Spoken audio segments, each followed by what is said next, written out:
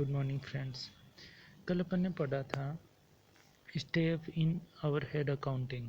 इसमें अपन ने डिफरेंट स्टेप थे, इसके बारे में अपन ने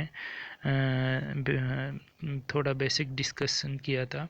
अब अपन इसको डिटेल में अपन डिस्कस करते हैं।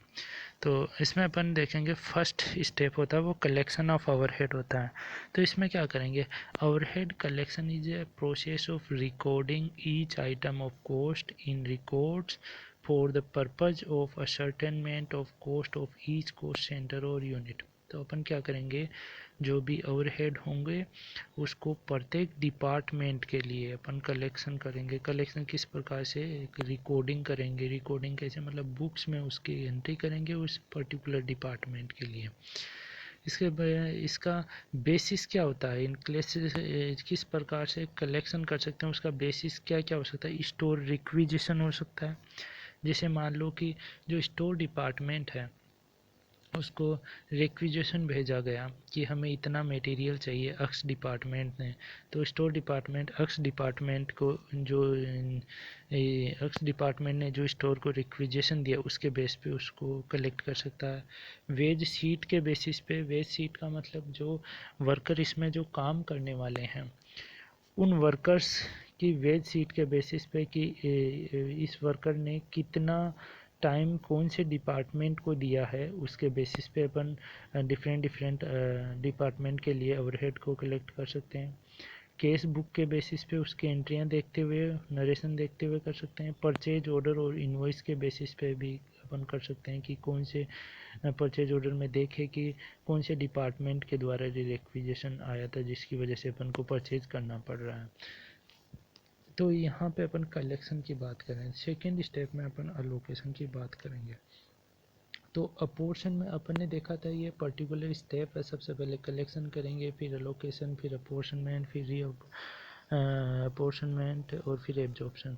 तो अलोकेशन सबसे कलेक्शन के बाद में अलोकेशन का टाइम आएगा। तो before the allocation apportionment location apportionment process start the first step the departmentalization of overhead expenses। तो सबसे पहले अपने को एक्सपेंसेज है उनका डिपार्टमेंटलाइजेशन करना पड़ेगा। यहाँ पे डिपार्टमेंटलाइजेशन का क्या मतलब, डिपार्टमेंटलाइजेशन का मतलब डिफरेंट डिफरेंट डिपार्टमेंट में अपना जो टोटल ऑर्गेनाइजेशन उसको क्लासीफाई करना पड़ेगा। फिर उन डिपार्टमेंट के ऊपर अपने को ओवरहेड का कलेक्शन करना है। तो यहाँ पर departmentalisation means creating department in the firm so that overhead expenses can be conveniently allocated और अपोर्शन टू दीज डिपार्टमेंट। अगर अपन बात करें तो इनके एग्जांपल की, तो जैसे मशीन डिपार्टमेंट हो गया, पर्सोनल डिपार्टमेंट हो गया, असेंबलिंग डिपार्टमेंट हो गया, मेंटेनेंस डिपार्टमेंट हो गया, पावर टूल रूम हो गया, स्टोर हो गया, अकाउंट्स हो गया, कोस्टिंग डिपार्टमेंट हो गया। तो इस प्रकार से अपन सबसे पहले अपनी जो फर्म है या कोई कंपनी है उसको डिफरेंट डिफरेंट डिपार्टमेंट में अपन क्लासीफाई करेंगे और उन डिफरेंट डिपार्टमेंट या जो डिफरेंट डिपार्टमेंट है उनके ऊपर अपन ओवरहेड को कलेक्शन करना स्टार्ट करेंगे। तो अब बात करें अपन अलोकेशन की बात। तो allocation is the process by which cost item is charge directly to a cost unit और cost centre.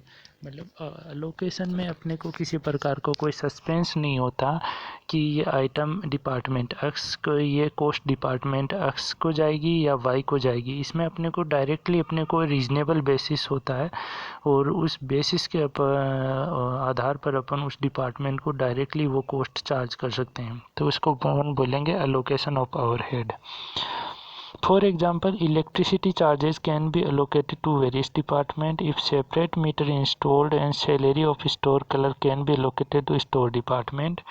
Cost of coal is used in boiler can be directly allocated to boiler house division। जैसे मान लो कि अगर आपने कोई metre लगा रखा electricity का और वो इलेक्ट्रिसिटी मीटर कॉमन है पूरी फैक्ट्री का, तो उस सिचुएशन में आप उसको अलोकेशन नहीं कर सकते क्योंकि वो मीटर सभी के लिए यूज आ रहा है। प्रोडक्शन डिपार्टमेंट में भी यूज आ रहा है, सेल्स डिपार्टमेंट में भी वही यूज आ रहा है और अदर एडमिनिस्ट्रेशन डिपार्टमेंट में वही मीटर यूज आ रहा है, तो इस सिचुएशन में आप अलोकेशन नहीं कर सकते हैं। वहाँ पे आपको अपोर्शनमेंट करना पड़ेगा, उसको डिफरेंट डिपार्टमेंट में उसको यूनिट वाइज अपने को क्लासीफाई करके रीजनेबल बेसिस लेते हुए उनको क्लासीफाई करते हुए उसको चार्ज करना पड़ेगा। बट अगर आपने मीटर ही लगा दिया प्रत्येक डिपार्टमेंट के लिए अलग से, तो इस सिचुएशन में जो एक्सपेंसेज होगा उन मीटर का डायरेक्टली उसी डिपार्टमेंट को अपन अलोकेट कर देंगे। यहाँ जब अपोर्शनमेंट का ज़रूरत ही नहीं पड़ती है, क्योंकि डायरेक्टली अपन अलोकेट कर सकते हैं। फिर थर्ड स्टेप में अपन बात करेंगे apportionment of overhead. Apportionment of overhead में अब आप डायरेक्टली किसी चीज़ को अलोकेट नहीं कर सकते। जैसे अपन ने अभी एग्जांपल देखा, जिसमें अपन ने देखा कि वो मीटर कॉमन है डिफरेंट तीनों डिपार्टमेंट के लिए, एक ही मीटर कॉमन। तो इस सिचुएशन में अब अपने पास ये ऑप्शन नहीं है कि अपन डायरेक्ट किसी एक डिपार्टमेंट को उसका एक्सपेंसेज अलोकेट कर दें। तो अब अपन एक रीजनेबल बेसिस लेते हुए उस जो इलेक्ट्रिसिटी का एक्सपेंसेज आया है उन तीनों डिपार्टमेंट में अपन उसको अपोर्शनमेंट करेंगे। जैसे अगर अपन बात करें इलेक्ट्रिसिटी की बात, तो इसमें अपन क्या उनका रीजनेबल बेसिस क्या हो सकता है। जैसे लाइट पॉइंट कितने हैं पर्टिकुलर डिपार्टमेंट, उन लाइट पॉइंट के बेसिस पे कर सकते हैं, मशीन आर के बेसिस पे कर सकते हैं। अगर रेंट रिपेयर एंड बिल्डिंग की बात करें तो उसे फ्लोर स्पेस के बेसिस रीजनेबल बेसिस हो सकता है उनको क्लासीफाई करने का। Insurance and depreciation of machinery की बात करें तो वैल्यू की मशीनरी की वैल्यू के बेसिस पे हो सकता है। पावर की बात करें तो हॉर्स पावर के बेसिस पे हो सकता है। एम्प्लॉय इंश्योरेंस अदर एक्सपेंसेस की बात करें तो नंबर ऑफ एम्प्लॉय के बेसिस पे हो सकता है। और A statement showing apportionment of overhead is called primary distribution summary overhead। तो इसके बारे में अपन आगे डिस्कस करेंगे। Thank you.